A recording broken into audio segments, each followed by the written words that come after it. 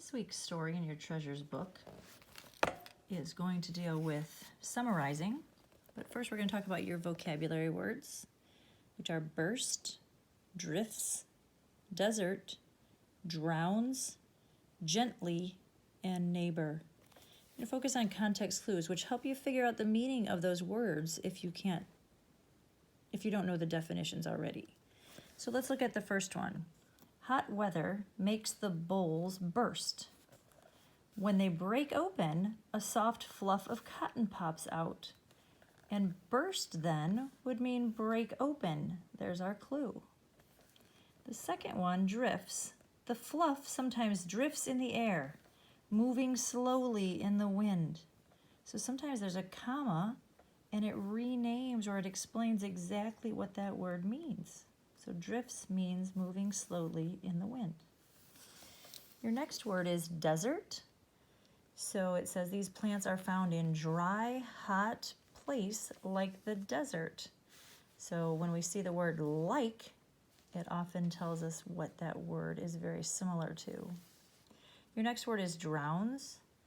It says an aloe plant drowns easily. It's important not to give them too much water because they will die. So giving something too much water, not drinking too much water, but being in too much water, so we can kind of make that connection or relationship to drowning. We would have too much water in our bodies, in our lungs. And then the next one is gently. To get the aloe juice, gently break off a leaf. Do it carefully to not harm the plant.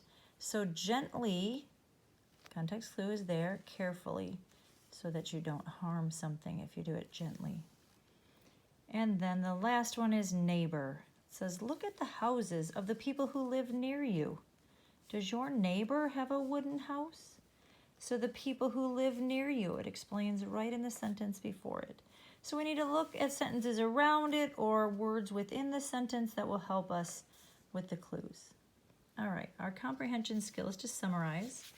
Draw conclusions. So you're going to have some clues on how to make a summary based on the facts, and then we can draw a conclusion, a final thought about it. So your story for this week is called The Tiny Seed by Carle.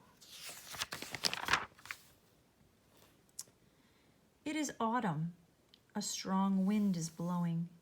It blows flower seeds high in the air and carries them far across the land. One of the seeds is tiny, smaller than any of the others. Will it be able to keep up with the others? And where are they all going?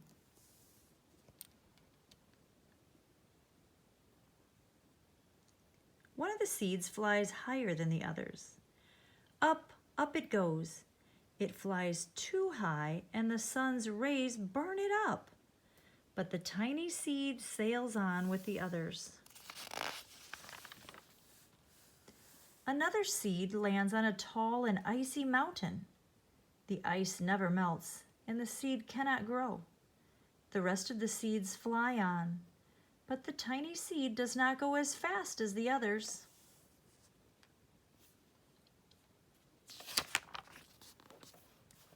Now they fly over the ocean.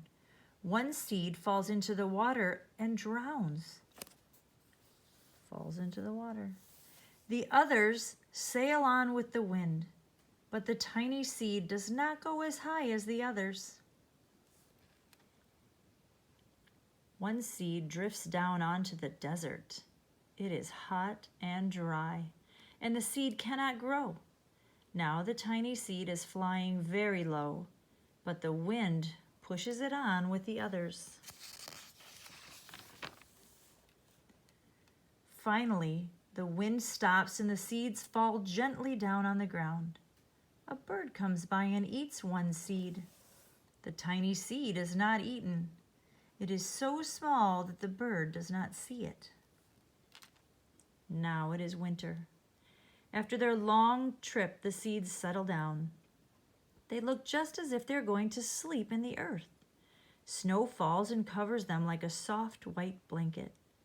A hungry mouse that also lives in the ground eats a seed for his lunch. But the tiny seed lies very still, and the mouse does not see it. Now it is spring.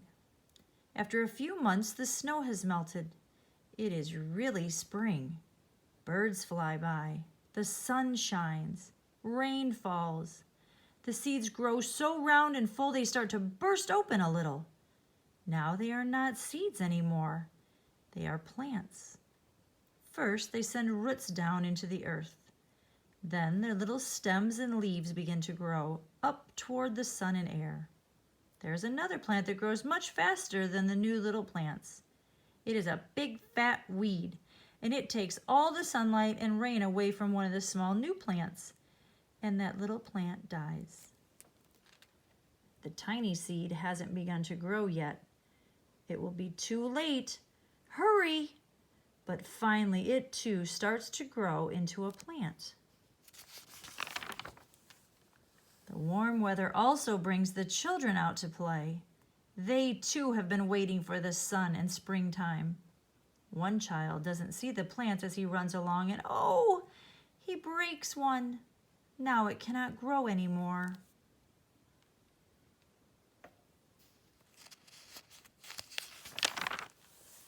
The tiny plant that grew from the tiny seed is growing fast, but its neighbor grows even faster.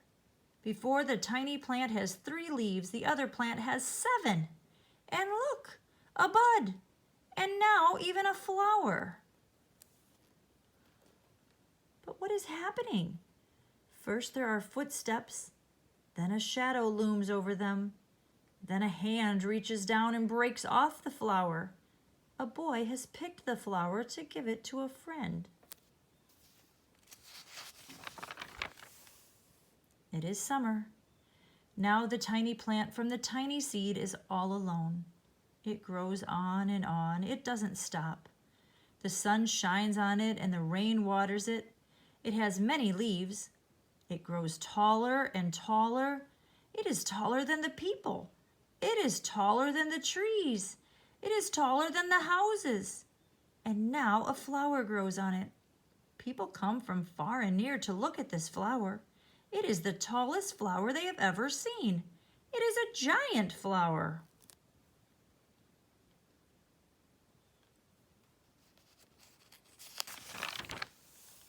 All summer long, the birds and bees and butterflies come visiting. They have never seen such a big and beautiful flower.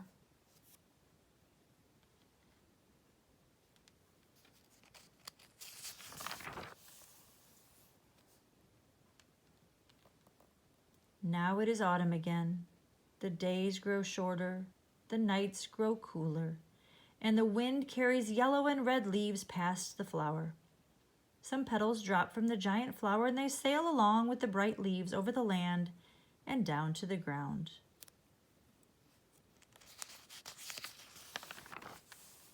The wind blows harder.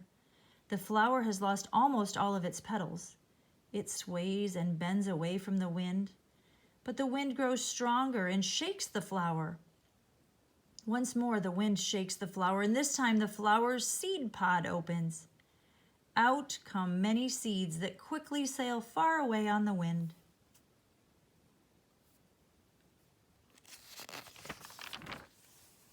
That's the end.